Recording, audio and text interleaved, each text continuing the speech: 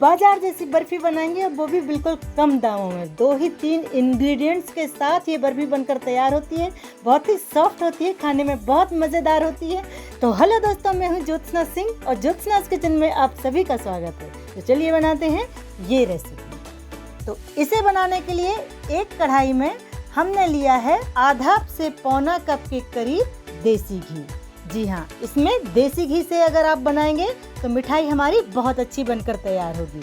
हमने यहाँ आधा से पौना कप घी लिया है, आप उसकी जगह 1 कप भी घी कर सकते हैं। उसी के साथ हमने यहाँ पर लिया है 1.5 कप मैदा। तो 1 कप अगर हमारा घी है तो हमें उसमें 1.5 कप के करीब मैदा लेना है। तो हमने यहाँ पे घी थोड़ा कम रखा है, आप चाहें तो थोड़ा सा बढ़ा सकते हैं। तो 1.5 कप हमने इसमें मैदा डाला है और इन दोनों को हमें अच्छे से चलाते हुए इन्हें अच्छे से भून लेना है। तो इनकी जो भुनाई है स्लो फ्लेम पे करना है, फ्लेम को हमें हाई बिल्कुल भी नहीं करना है, नहीं तो मैदे में कलर चेंज हो जाएगा, जो कि हमें बिल्कुल भी नहीं चाहिए। मैदे का कलर चेंज नहीं होना चाहिए, इसीलिए हमें इसे स्लो फ्लेम पे धीरे धीरे करके इसकी भुनाई करना है। स्पैचुला की हेल्प से हमें इसकी गुठलियों को लम्स फ्री करते हुए, दबाते हुए और इसकी भुनाई अच्छे से करना है, क्योंकि जितनी ज्यादा हम इसकी भुनाई करेंगे मैदा का कच्चापन जाना चाहिए पर उसका कलर नहीं जाना चाहिए और डार्क नहीं होना चाहिए। हमें इसी तरीके से व्हाइट ही मैदा चाहिए है। तो स्लो फ्लेम पे हम इसकी भुनाई करते जाएंगे,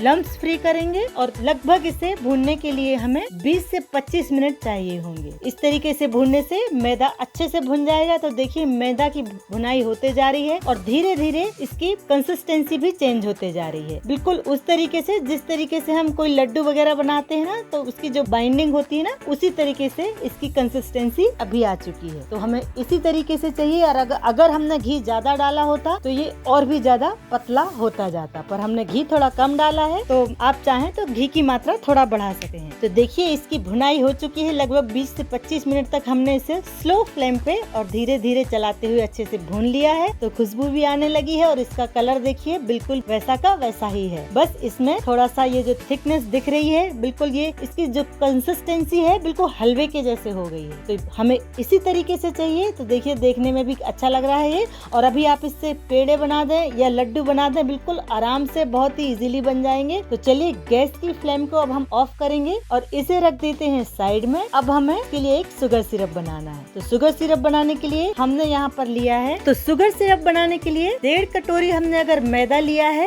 तो 1.5 कटोरी ही हम इसमें चीनी लेंगे। मतलब दोनों का रेशो सेम रहता है। अगर 1 कटोरी मैदा लेंगे तो 1 कटोरी ही उसमें हम चीनी लेंगे। तो यहाँ हमने 1.5 कटोरी मैदा लिया है तो 1.5 कटोरी हम चीनी लेंगे और उसमें हम डालेंगे 1 कटोरी पानी। तो पानी और चीनी को डालकर हमें इसे गैस पर रख देना है। गैस की फ्लेम हमें हाई टू मीडियम रखना है। तो जल्दी से हमारे शुगर सिरप तैयार हो जाएगा। इस सिरप को हमें 1 तार की चाशनी बनानी है। तो बिल्कुल तार जो है हमारा 1 तार ही बनना चाहिए। अगर आप थोड़ा टाइट ले लेंगे, थोड़ा सा 2 तार अगर बन जाएंगे तो आपकी जो बर्फी है वो टाइट बनेगी, तो वो सॉफ्ट नहीं रहेगी। और अगर आपने पतला रखा चाशनी को तो हमारी बर्फी जमेगी ही नहीं। तो बहुत जरूरी है इस बात को ध्यान रखना कि जो आपका तार है, जो चाशनी का तार है, 1 तार का ही होना चाहिए। तो हमें इसे थोड़ी देर तक चलाते रहेंगे। तो देखिए हमारी जो थोड़ी देर तक हम इसे चलाते रहे तो देखिए ये जो हमारी चाशनी है बनकर तैयार हो रही है, इसमें 1 तार चलने लगा है। तो अभी हमें क्या करना है, गैस की फ्लेम को ऑफ करेंगे और इसमें हम डाल देंगे फ्लेवर के लिए एसेंस।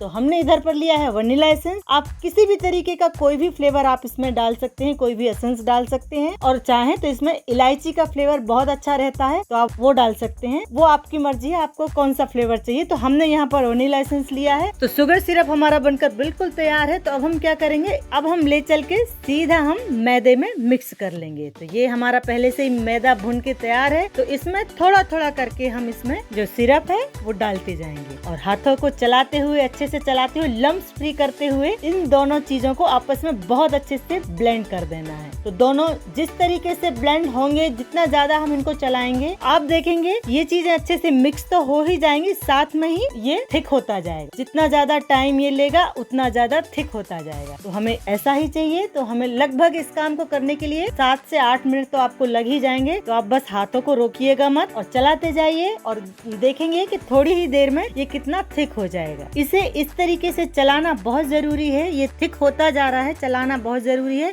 इससे जितना ज्यादा आप हम इसको चलाएंगे तो उतनी ही ज्यादा हमारी जो बर्फी है सॉफ्ट होगी। हम अगर इसे मोल्ड में इसी तरीके से डाल देंगे तब भी हमारी बर्फी जम जाएगी, लेकिन अगर हम इसे इस तरीके से चला कर डालेंगे ना तो बर्फी एकदम सॉफ्ट बनेगी, बहुत अच्छी लगेगी, एकदम माउथ मेल्टिंग हो जाएगी। तो हमें इसे बहुत अच्छे से चलाना है। तो ये बनके एकदम तैयार हो गया है। तो ये देखिए इसकी कंसिस्टेंसी कुछ इस तरीके से हो गई है। तो इसी स्टेज पे अब हमें क्या करना है, इसे डाल देना है एक मोल्ड में। तो इसके लिए आप मोल्ड को ग्रीस कर लीजिए। आप किसी थाली का यूज कर सकते हैं, जिसमें भी आप बर्फी जमाते हैं उसको पहले ग्रीस कर लीजिए, चाहे तो बटर पेपर लगाइए। तो इसे हम 2 भाग में डिवाइड कर लेंगे। एक भाग को हम इसी तरीके से व्हाइट रहने देंगे और दूसरे भाग में हम थोड़ा सा कलर डालेंगे, फूड कलर डालेंगे। जो भी आपको पसंद हो वो कलर आप इसमें डाल सकते हैं। तो सबसे पहले व्हाइट वाले पोर्शन को हम इसमें मोल्ड में डालेंगे और चारों साइड से अच्छे से मिलाएंगे इसको हम, और थोड़ा सा हाथों से टैप करेंगे। इससे जो इसके एयर बबल्स हैं वो सारे ऊपर आ जाएंगे और ये एकदम एक जैसे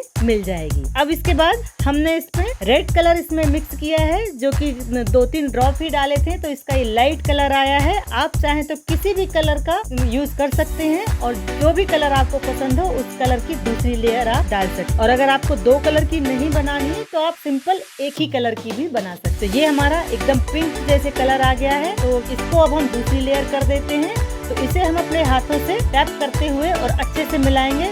स्पैचुला की हेल्प से चारों साइड से इसे इवनली हमें स्प्रेड करना है। इसके एयर बबल्स जो भी हो वो निकालना है, तो उसके लिए हमें टैप करना है। तो ये देखिए एकदम, तो बर्फी को हमने मोल्ड में अच्छे से डाल दिया है। तो अब हमें इसे सेट करना है। तो उसके पहले हमने यहाँ पर लिया है चांदी का वर्क। ये बिल्कुल ऑप्शनल है, मेरे पास था इसलिए मैं यूज कर रही हूँ। आपके पास अगर नहीं है तो आप इसे स्किप कर सकते हैं। कोई भी ड्राई फ्रूट्स आप इसमें डाल सकते हैं। मैं इसे इधर पिस्ता का यूज कर रही हूँ, तो मैंने चांदी का वर्क और पिस्ता से इसे गार्निश किया है। तो आप चाहें, आपको जो भी ड्राई फ्रूट चाहिए आप वो डाल सकते हैं। तो हमने इन सबको अच्छे से डाल के हल्का सा प्रेस करेंगे और इस बर्फी को हमें जमने के लिए लगभग 3 से 4 घंटे के लिए हमें इसे रूम टेम्परेचर पर इसी तरीके से रखना है। चाहे तो फ्रिज में भी रख सकते हैं, लेकिन हम इसे रूम टेम्परेचर पर रखेंगे। और देखेंगे 4 घंटे बाद हमने देखा ये बर्फी हमारी बहुत अच्छे से सेट हो चुकी है। नाइफ की हेल्प से चारों साइड से हम पहले इसे साइड से कट लगाएंगे ताकि बर्फी निकलने में आसानी से ऊपर आ जाए। उसके बाद हम इसके कट्स लगाएंगे। तो देखिए हमने बर्फी के कट्स लगा लिए हैं। बहुत अच्छी बर्फी तैयार हो रही है हमारी। तो इसे अब हम क्या करेंगे, एक प्लेट से इसको कवर करेंगे और इसको पलट देंगे। फिर हम क्या करेंगे, उसके ऊपर दूसरी प्लेट रखेंगे और फिर हम